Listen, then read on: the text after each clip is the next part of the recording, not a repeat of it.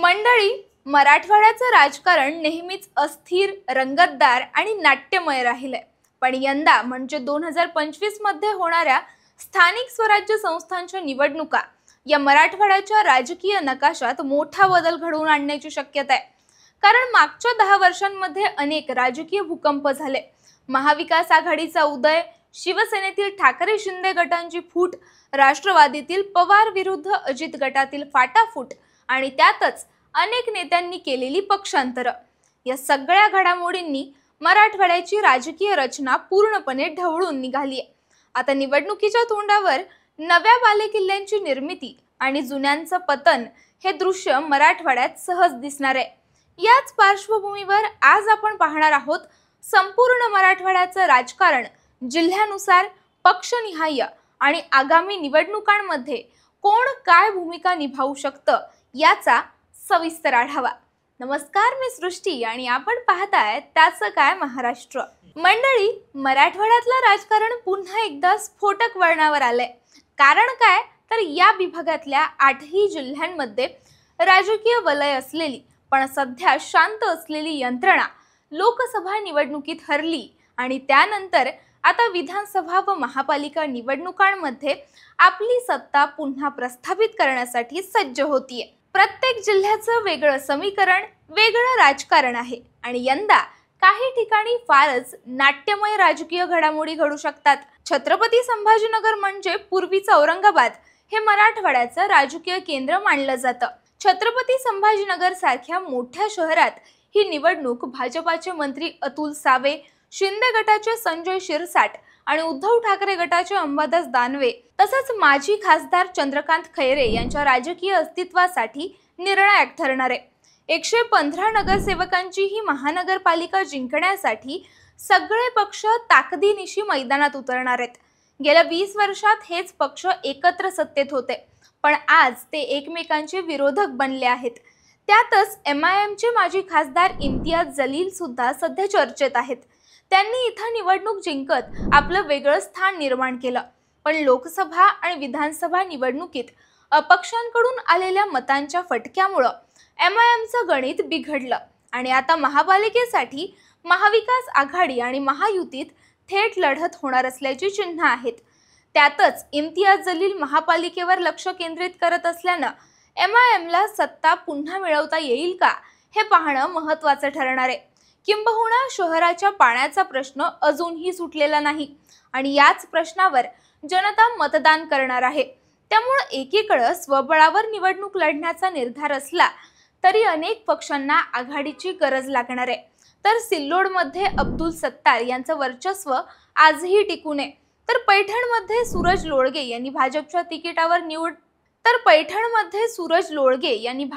तिकिटावर निवडणूक जिंकून पारंपरिक पक्षांना धक्का दिला होता। त्यामुळे यंदाची निवडणूक ही भाजप शिवसेना युती विरुद्ध इतर सर्व पक्ष असा चित्रपट असू शकतो। नांदेडमध्ये माजी मुख्यमंत्री अशोक चव्हाणांसाठी ही निवडणूक अग्निपरीक्षा ठरणार आहे। काँग्रेसमध्ये असताना त्यांनी नांदेडमधील 17 पैकी 13 संस्था ताब्यात ठेवल्या होत्या। आता ते भाजपमध्ये आहेत आणि पुन्हा तितकीच ताकद सिद्ध करणं त्यांच्यासाठी मोठं आव्हान असणार आहे।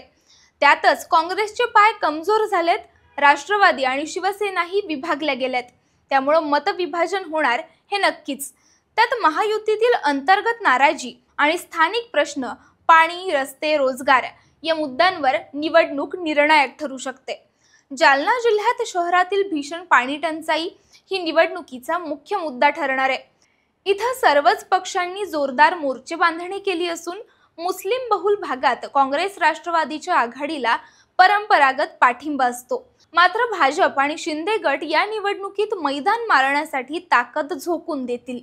परभणीत काँग्रेसला आतापर्यंत सत्ता मिळत होती, पण आता त्यांच्या अनेक नगरसेवकांनी अजित पवारांच्या गटात प्रवेश केल्यामुळे स्थानिक समीकरणं बदललेली आहेत।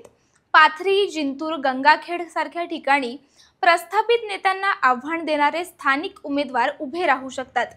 बीड जिल्हा म्हणजे राजकीय धुमशानीचं केंद्र।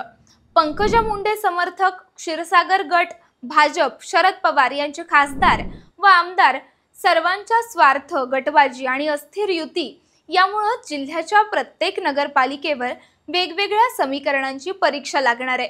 बीडमध्ये तर राष्ट्रवादीतच 2 गट तयार झालेले आहेत.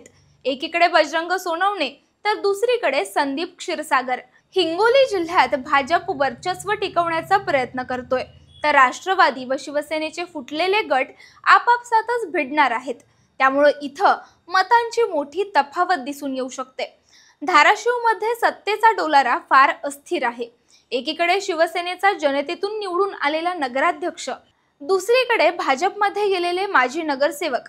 या दोन्ही बाजू इथे एकमेकांच्या उरावर धावून जातील.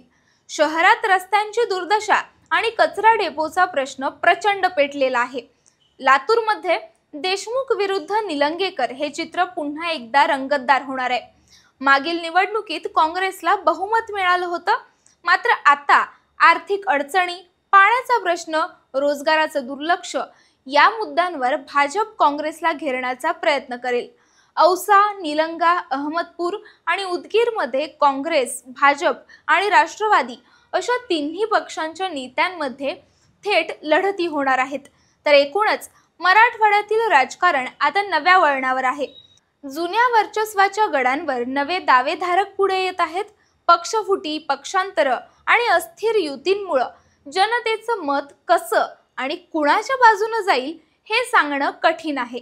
मात्र एक नक्की की या निवडणुकांमुळे मराठवाड्याचा राजकीय नकाशा नव्यानं रेखाटला जाणार आहे. कोणता गड कोसळेल, कोणते बालेकिल्ले उभे राहतील, हे सगळं लवकरच आपल्या समोर येईलच. सत्ताधारी आणि विरोधक दोघंही आता विधानसभा व महापालिका निवडणुकांसाठी सज्ज होत आहेत.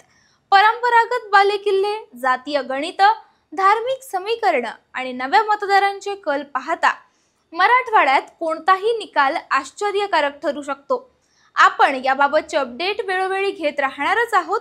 तत्पूर्वी तुमच्या मते महानगरपालिका निवडणुकांमध्ये मराठवाड्याचं राजकीय चित्र काय असू शकतं हे आम्हाला कमेंट बॉक्समधून कळवायला विसरू नका. बाकी राजकारणाच्या आखाड्यात आपली नजर कायम असणारच आहे, तेव्हा कुठेही जाऊ नका. पाहत रहा, सबस्क्राईब करा. त्याचं काय महाराष्ट्र.